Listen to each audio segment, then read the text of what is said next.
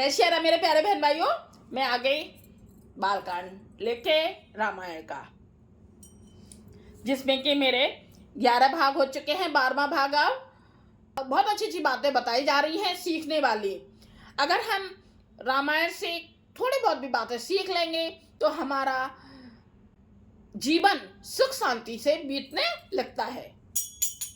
सब जानते प्रभु प्रभुता सोई, तदपि कहे बिनु रहा न कोई। तहाँ वेद कारण राखा, भजन प्रभाव भाप बहु भाषा।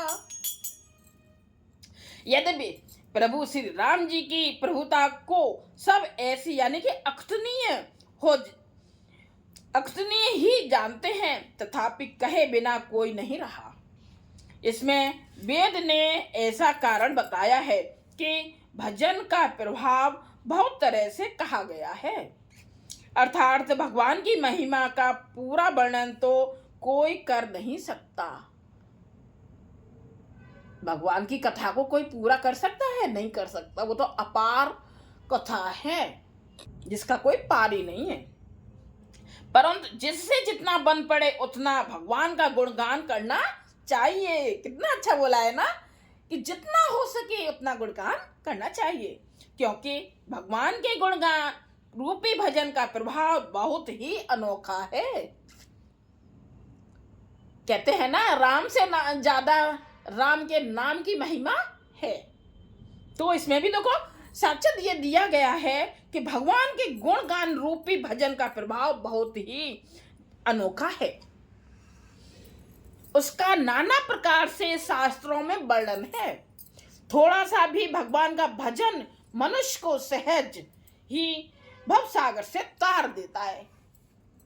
तो बस हमें सोते जागते उठते बैठते खाते पीते हर थोड़ा बहुत नाम लेते रहना चाहिए। थोड़ा भगवान करे, ऐसी कृपा करे कि हर समय गुणगान ध्यान हमारा राम जी के चरणों में लगा रहे, जिससे कि भवसागर से तार हम सब भी हो सके।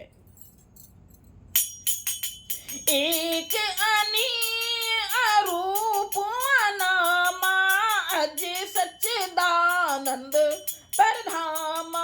व्यापक विश्व रूप भगवाना, तेई धर दे चरित कृत नाना।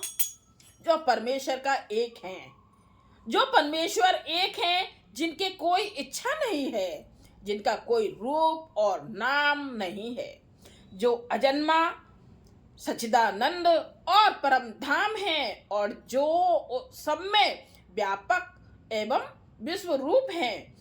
उन्हीं भगवान ने दिव्य शरीर धारण करके नाना प्रकार की लीला की है। ये लीला करने के लिए ही तो अवतार लिया है श्री कृष्ण और श्री राम जी ने। सो के बले भगतन हित लागी, परम कृपाल प्रणत अनुरागी। जय जन पर ममता अति छोहु, जय करुणा कर कीन न कोहु।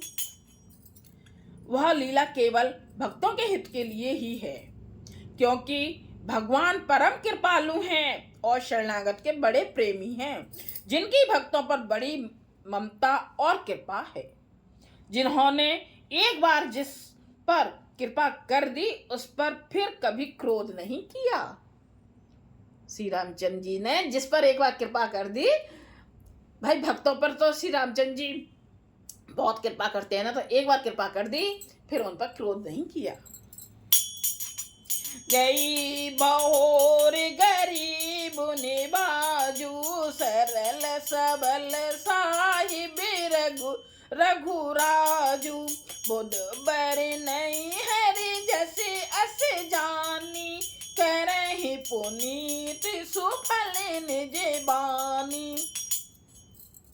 वे प्रभु श्री रघुनाथ जी गई हुई वस्तु को फिर प्राप्त कराने वाले हैं। कितना अच्छा है ना।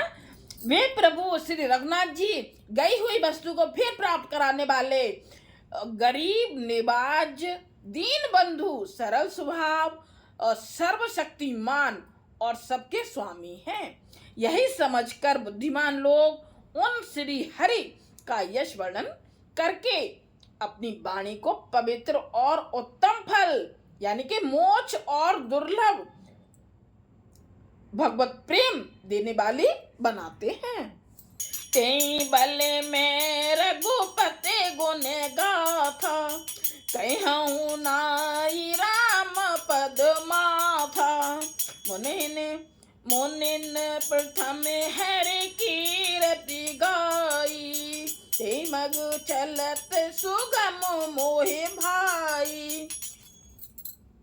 उसी बल से महिमा का यथार्थ वर्णन नहीं परंतु महान फल देने वाला भजन समझकर भगवत कृपा के बल पर ही मैं श्री रामचंद्र जी के चरणों में सिर नवाकर श्री रघुनाथ जी के गुणों की कथा कहूंगा। तुलसीदास जी बोल रहे हैं। इसी विचार से वाल्मीकि, व्यास आदि मुनियों ने पहले हरि की कीर्ति गाई है। भाई उसी मार्ग पर चलना मेरे लिए सुगम होगा। अति अपार जे सरित बरु, जौन रप से तो कराहे। चणे पिपीली कौ परम लघु, बिनु सिर पार जाए।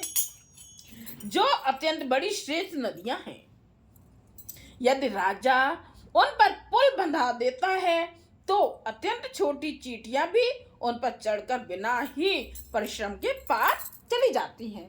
और वैसे चींटी कहाँ से जा पाएगी ना, वो तो पानी में मर जाएगी। अगर पुल बन जाता है तो जरा सी चींटी भी इस पार से उस पार उतर जाती है। इसी प्रकार मुनियों के वर्णन के सहारे मैं भी श्री रामचरित का वर्णन सहज ही कर सकूंगा। ये बोला है तुलसीदास जी ने। ये हुआ हमारा 12वां भाग। जय सिया राम। लाइक कीजिए, कमेंट्स कीजिए और सब्सक्राइब कीजिए और कमेंट में श्री राम जरूर लिखिए। जय सिया राम।